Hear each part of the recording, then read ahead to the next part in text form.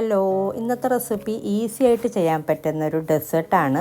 നമ്മൾ പലപ്പോഴും ഈസി ആയിട്ട് ചെയ്യാൻ പറ്റുന്ന എന്താണ്, അതുപോലെ വെറൈറ്റി ആയിട്ട് നമുക്ക് സെർവ് ചെയ്യാനും പറ്റണം. അങ്ങനെയുള്ള ഡെസേർട്ടൊക്കെയാണല്ലോ എല്ലാവരും നോക്കാറുള്ളത്.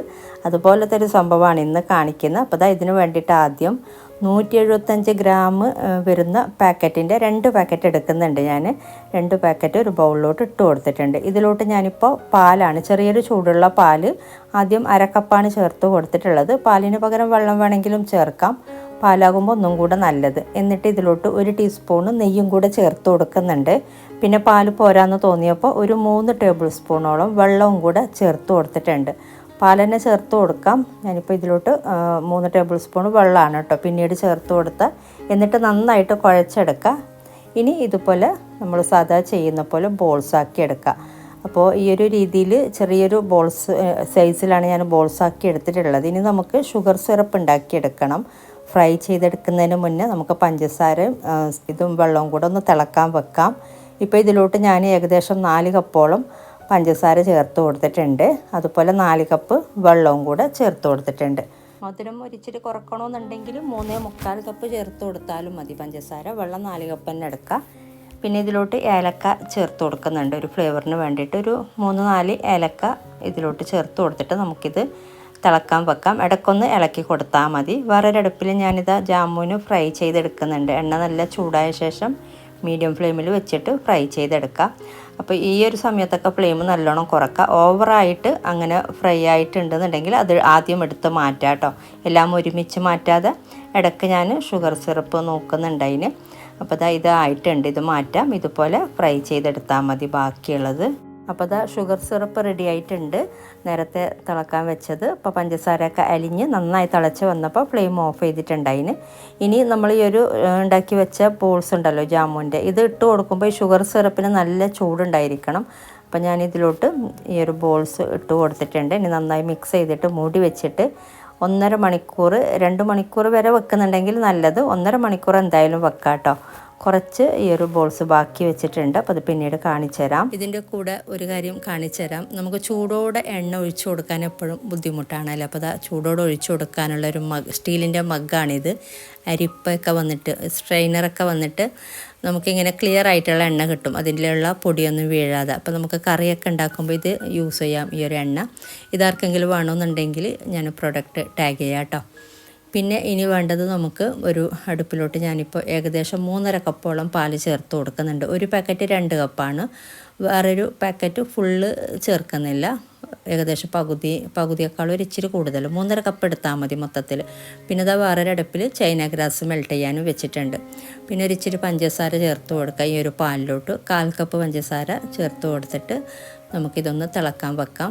8 ഗ്രാമിൻ്റെ ചൈന ഗ്രാസ് മതി കേട്ടോ. ഇതിന് ഏകദേശം 1/2 കപ്പ് വെള്ളത്തിൽ കുതിർത്ത് വെച്ചിട്ട് മെൽറ്റ് ചെയ്യാൻ വെച്ചാൽ മതി.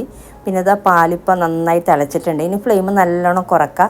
ഫ്ലെയിം നല്ലോണം കുറച്ചിട്ട് വേണം നമ്മൾ മെൽറ്റ് ചെയ്ത ചൈന ഗ്രാസ് ഒഴിച്ചു കൊടുക്കാനായിട്ട്.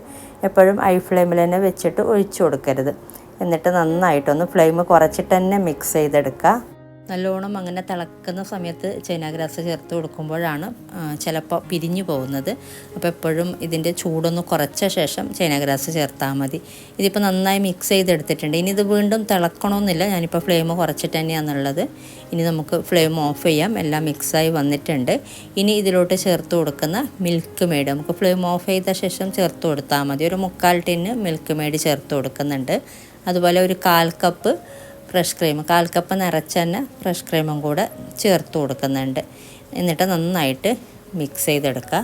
മധുരം കുറവാണെങ്കിൽ ഒരു ഇച്ചിരി പഞ്ചസാര ചേർത്ത് കൊടുക്കാം, അല്ലാന്നുണ്ടെങ്കിൽ മിൽക്ക് മെയ്ഡിൻ്റെ അളവ് വേണമെങ്കിലും കൂട്ടാട്ടോ ഇതിൻ്റെ മധുരം. അതുപോലെ നമ്മൾ ഉണ്ടാക്കി വെച്ച ജാമുനിലും മധുരം ഉണ്ടല്ലോ, അതിനനുസരിച്ച് ചേർത്ത് കൊടുത്താൽ മതി. ഇനി ഇത് ചൂടാറാൻ വേണ്ടിയിട്ട് മാറ്റി വെക്കാം. ചൂടാറുമ്പോൾ ഇത് തിക്കാവും. പിന്നെ നമ്മൾ ഫ്രിഡ്ജിലോട്ട് മാറ്റുന്നുണ്ട്. പിന്നെ നേരത്തെ ഉണ്ടാക്കി വെച്ച ഈ ഒരു ജാമുൻ ഇപ്പോൾ 1.5 മണിക്കൂർ ഏകദേശം 1.5 മണിക്കൂർ ആയിട്ടുണ്ട്. അപ്പോൾ നമുക്കിനി ഇതിൽ നിന്നും ഈ ഒരു ജാമുന് മാത്രം സെപ്പറേറ്റ് ആക്കിയിട്ട് എടുക്കാം. ഇതിൻ്റെ വെള്ളം സിറപ്പ് വരാത്ത രീതിയിൽ ജാമുന് മാത്രം കോരിയെടുത്താൽ മതി. അപ്പോൾ മൊത്തത്തിൽ മാറ്റുന്നുണ്ട് നമ്മൾ ഇതിൽ ഇട്ട് വെച്ചിട്ടുള്ള ഈ ഒരു ജാമുന് സിറപ്പിൽ നിന്നും. പിന്നെ ഈ ഒരു ജാമുൻ്റെ സൈസ് വലുതാക്കണമെന്നുണ്ടെങ്കിൽ കുറച്ചും കൂടെ വലുതാക്കാം. ഞാനിപ്പോൾ കുറച്ച് ചെറിയ സൈസിൽ ഉണ്ടാക്കിയെടുത്തതേ ഉള്ളൂ. അപ്പോൾ ഇതുപോലെ മൊത്തത്തിൽ മാറ്റിയെടുക്കുക. ഞാനിപ്പോൾ മൊത്തത്തിൽ മാറ്റിയെടുത്തിട്ടുണ്ട്. ഇനി നമ്മളുണ്ടാക്കി വെച്ച ആ ഒരു സിറപ്പ് കളയണ്ട. അപ്പോൾ ഇതിൽ ഈ ഒരു സിറപ്പിലിട്ട് വീണ്ടും ഇട്ട് വെക്കാനാണ് ഞാൻ കുറച്ച് ജാമുൻ മാറ്റി വെച്ചിട്ടുള്ളത്. അത് നമുക്ക് ജാമുനായിട്ട് തന്നെ സെർവ് ചെയ്യാം. പിന്നെ ഇതാ ഈ ഒരു ക്രീം ഇപ്പോൾ കുറച്ചൊന്ന് ചൂടാറിയിട്ടുണ്ട്. ചൂടാറി വന്നപ്പോൾ ഇത് കുറച്ചൊന്ന് തിക്കായിട്ടുണ്ട്. ഇനി നമ്മളിതൊരു കണ്ടെയ്നറിലാക്കിയിട്ട് ഫ്രിഡ്ജിലോട്ട് മാറ്റുന്നുണ്ട്. അപ്പോൾ ഇത് സെർവ് ചെയ്യുന്ന രീതിയും കൂടെ ഞാൻ കാണിച്ചു തരാം.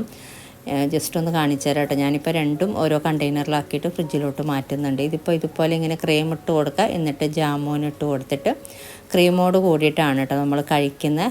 നമ്മൾ സിറപ്പിന് പകരം ഈ ഒരു ക്രീമിൽ ഡിപ്പ് ചെയ്തിട്ടാണ് കഴിക്കുന്നത്. അപ്പോൾ നല്ല ടേസ്റ്റാണ്. പറഞ്ഞൊരു വെറൈറ്റി ആയിട്ട് നമുക്ക് സെർവ് ചെയ്യാൻ പറ്റും. ഇത് സാധാ സെർവ് ചെയ്യുന്നത് എങ്ങനെയാണെന്ന് വെച്ചാൽ ഒരു ട്രേയിലോട്ട് ഇതിൻ്റെ ക്രീം ഇട്ട് കൊടുക്കാം, എന്നിട്ട് അതിൻ്റെ മുകളിൽ ജാമുന് ഇട്ട് കൊടുത്താൽ മതി.